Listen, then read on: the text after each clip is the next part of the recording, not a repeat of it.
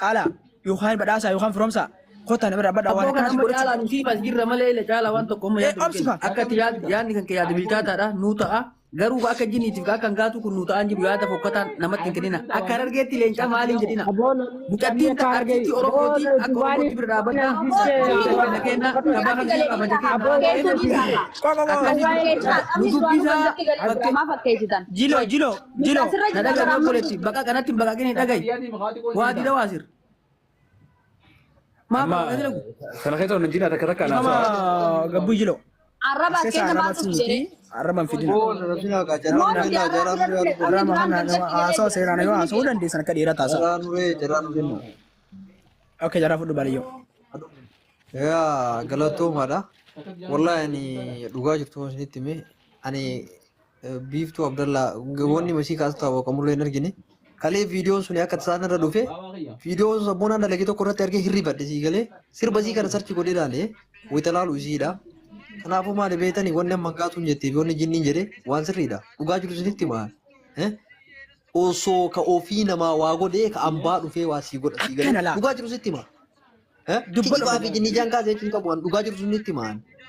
Kanaafuu ka ofii suni yoo dhufee isi sappoorti godhe giiftarri harargee giiftara meeqa jira liibiliin 40 liibiliin 80 liibiliin 20 liibiliin 20 irraa kaasee ka liibilii 50 jirti ijoolleen harargee si galee ijoollee harargeeti ka liibilii 50 seene yeroo walaati ka liibilii 48 irra jiru ijoollee harargeeti si galee kanaafuu yoo ka ofiisti dhiyaate ka ambaa sii birmata kanaafuu artistii keessan ijoollee harargeeti kan mataa qaqqabe ijoollee harargeeti kan mataa qaccabse ijoollee harargeeti artistii guddoo Jiraatu Ijoollee wallahi. isii nama miliyoona meeqaan laalan Dhugaa keessa firri abbaan iyyuu namni diimata jaanii. abboon eeffadhu yangaatu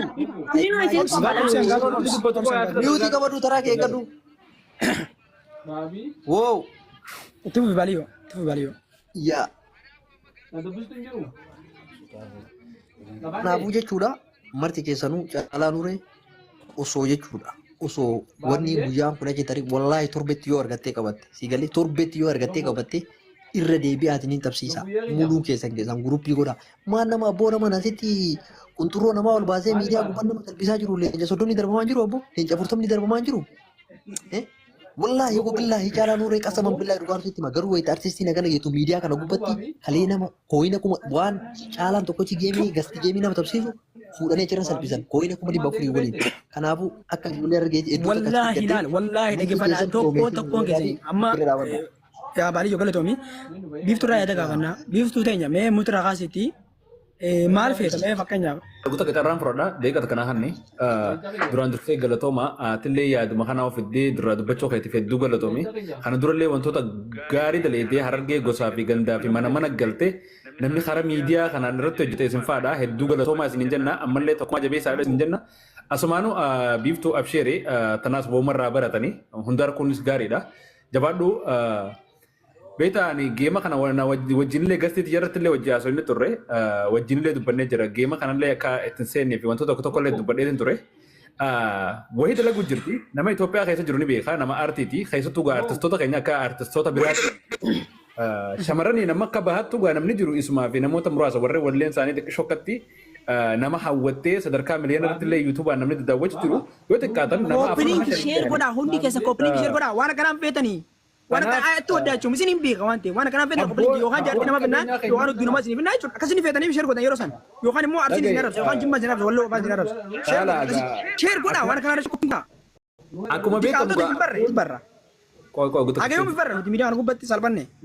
akkuma beekamu gaanii beektaa karaa keenya kanattis waa'ee aartii tana keessattuu karaa shamarranii kanaan hin deeggaranii abboonni qabeenyaattis sheekotiinis ni beektan karaa keenya keessatti wallee gargaaruun azaaba deeggaru jaayanii warri abbootiin qabeenyaattis warra artistoota akkanaa kana bira dhaabbatu jiru keessattuu shamarran maa jiranii biiftuu ijoo lakkoonni warra aartii keessa jiru nama shanii hin baamu harargeen duraan aartii hundeessan jechuudha nama muraasaaf biiftuun geema kana waan kana takkaa jijjiirii takkaa wanna godhiin jedhu badhaasaa wallee hojjechuudha. Badhaasa qeetanuu keessaa mul'attu iyyuu kanatti kun salphifnee miidiyaarraa awwaa artistiidhaan koofina kuma torbaataman boomo kana achi mama sheemii maaltu nu qabata nuti kana achi sheemii maal harargeettii fi maxxaate isa deemtee kijibdu namnummaan aadaa kee beeksisu safuu kan kee duudhaa uummata keetii beeksisu. Tokkoyyii sirbeessi ni beeksisu gaafa akka salphate bata ana argee deettee sirrii deemta ana argee deettee sirrii deemta. Amalal wallee deeggaruudhaaf nammas abbootiin qabeenyaa cinaa dhaabbachuu qaba. Abbootiin qabeenyaa keenyaas cinaa dhaabbatan. Namni kun Itoophiyaa keessa jira. Itoophiyaa san gaammoo wallee takka dalaguuf yoo xiqqaate waraabbiin qoftinuu 1,000 nima waan jirtu 1,000 waluma takka hojjechuuf jireenya Itoophiyaa wal bira laalaga.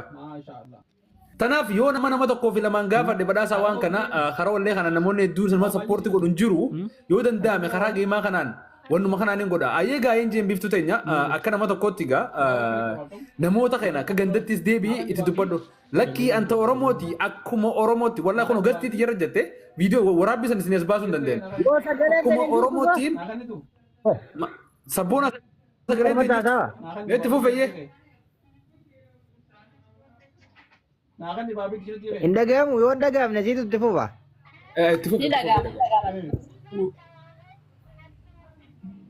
Amma da gefada waye sirba fi kana disa. Namu gema tabachaa ture. Da gefadu ka Amerika jiru, ka garte Europa jiru, artist dirra hanga garte famous fi fasamiti tabachaa ture jechuun nu warri asirraa fasam jechuu gema tabachaa ture. Inarratti qabina Muti eenyu narra qabata Muti sirriitti qabne namni sirriitti qabne jirtu fi sabboona wayyi ya kanaafi waa'ee geema biiftuu dhageeffadha amma irra guddaani tokkoffaa irratti dhugaa walitti himnaami caala laal girrisummaan eda mana banatee isiirraa caffaraa ture kunu girrisummaan asirraa afaan banu kunu gaafa geemisii ka viidiyoon dalaginii fi gaafa isin nyaadhamtee gaafa isin kufte irratti bu'an kuni amala dogongoraati gaafa namni waan takka mo'ame nama ajandaa godhachuun dogongora obboleessoo hanga namni eega du'e maaliif sirraa bu'a gaafa ati fayyaa qabdu si cinaan dhaabbanne si galtee gaafa ati duute gaafa ati akka malee taate maaliif sirraa bu'a namni maal si fayyaduufi girrisummaan asirraa to'achuu ajandaa godhatanii akkamma ati fakkeenyaaf amma ajandaa godhatan kanatti yookaan amma dura jechuudha mee mana mee qabbanameedha Yolen taskari asirraa arrabsaa oltuun halkanii guyyaa mana meeqatti banattee maal amma dura viidiyoo dalagdanii fi cinaa dhaabbatina piroofaayila godhatanii maaliif wal dhaadachuun wal kuffisuun maaliif barbaachise hamilee wal cabsuun maaliif barbaachise tokko jee caalaa kun itti aansuudhaanii giiftaroonni keenya sa'a ammaa kanatti bakka isin jirtan hin beeyin maaliif yoo namni tokko diktaatarummaa qabaachuu baate miidiyaa kanarratti yoo namni tokko dhageettii guddaa qabaachuu baate nama naamusa qabu ilma namni bira dhaabbattu hin jiru dhageeffadhu kana naasisitti hime caala obboleettiin teenya biiftuun nama kabajaati nama Oromoo kutaa 11 takka waan badduurraan himatin hin beeyna asirratti jechuu dhageeffadhu kanaaf meemma ajanduu makaraa waa godhannu isii tanaaf falli maali geemii kana irra deebifneetuma nuti ijoolleen biyya arabaatuun wal ijaarree akkuma geemaroota amma dura dabarsinetti itti qabsiifne ammoo akkanumatti immumaa asirra finnee ajandaa isii godhannee daran gaddasiisan hawaasa nama 1,700 finnee itti ibsuudha moo furmaanni wallaahi sabboona waan inni ummati yaan danda'u taanaan waan inni ummati yaan danda'u taanaan dhageeffadhu namni kun artistii dhaaraan tana sadarkaa gartee haajaa qabaattu yookaan istiidiyoo keessa sirba yookaan muuziqaa yookaan viidiyoo qabaattu malee dhuftee iyyuu geeman taphattu boo nama bar viidiyoo dalagee bar uummata beeksisu aadaa uummata beeksisuu fi bar aadaa uummata saba bal'aa beeksisu bar akka Oromootti beeksisuudha malee bar biiftuun bar nama akka kiyyaatti asirraa nama rabsuu miti bar nama akka kiyyaatti nama asirraa nama rabsuu miti bar namni kun asirra dhufee kun wayii 70 galuun wallaahi laziif ergee daaraan maal dubbadha jechuudhaan yoo gartee waan humna qiyyaate wallaahi al-aziim isti mala yoo gartee na wajjiin gootan ni gootan hin goonu taanaan wallaahi dhuunfa qiyyatti godhee isin garsiisa kaaree badaan biyya waan as dalaga rabbiin uume kan si qaadhu tarratti amma geemii kana dhageeffadhu laal waa'een biiftuu sani siif hin malu siif hin malu dhageettii miidiyaa irratti hin arganne tapharratti hin milkooyne wannummaan takka ta'isii fakkaattuu hin jiru si galee wannummaan namni tokko amma biiftuu namni hin beekne hin jiru obboleessoo biiftuun nama naasirra feemasaati dhageettiillee akka kiyyaa keetitti asirraa waa bubbucoltee hin arganne nama waan danda'uun waan uumama rabbi kanneenii fi uummata sii biratti beekame nama naamusaati akka artistoota gariittillee waa hunda keessan seentu waa'ee gosaan seentu waa'ee Oromoo tokkummaa isiiti kabajaan jiraatti garuu namni kana kun gaafa nu biratti gartee taalentiin isaa hedduu gadi bu'u akkuma maatuu jette kana hedduu ni ulfaata dhaloonni kun dhaloota akkami dhaloota nama diktaatara jaalatu humnaan bulaa qofaa jiraata miidiyaa kanarras lafarrattis Zaata na jechuudha. Si galtee amma wanni godhuu qabnu maali? Biiftuun geemarra deebitee haa taphattu jettan walii galaati.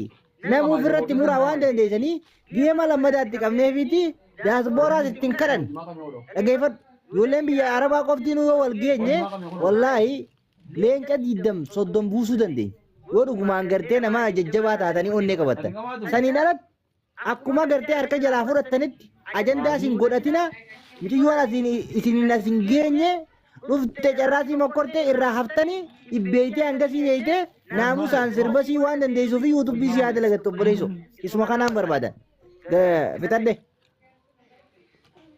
Caalaa maaltu barbaachisaa beektaa amma furmaata irratti dubbatuun barbaachisaa. Furmaanni gaa isii harka jira dhageeffadha. Waan isin jettu walii galla. Waan isin dubbattu walii galla. Dhageessanii miila. Ena ani murteessu. Bona malee qocara si kanna.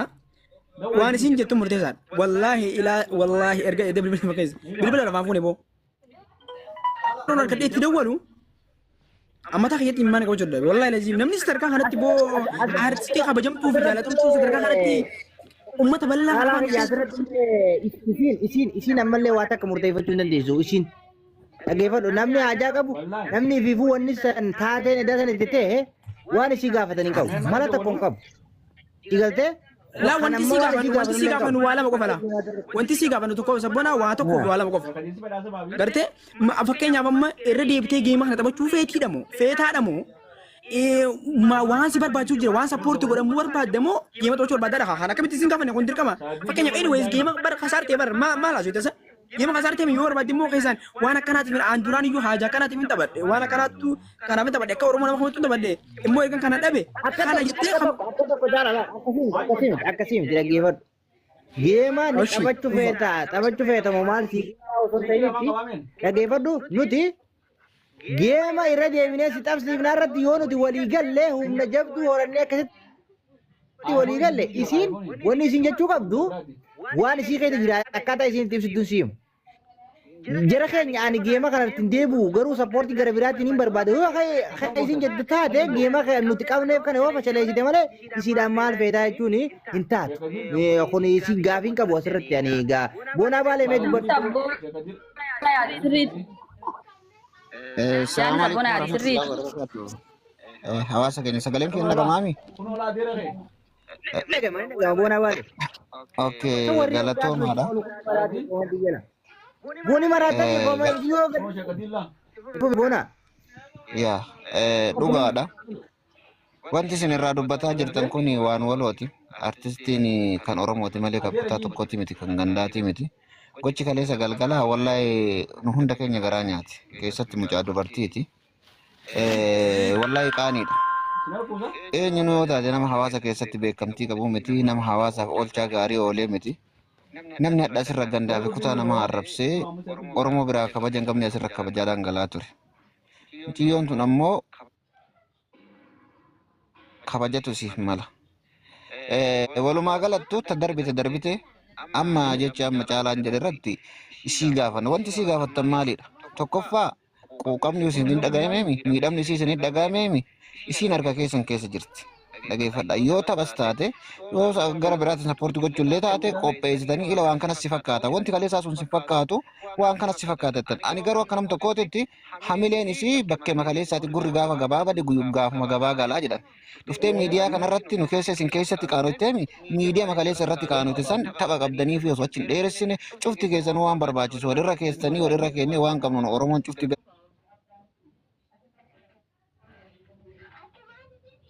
dhaabbatte yoo gargaarree xurra gaarii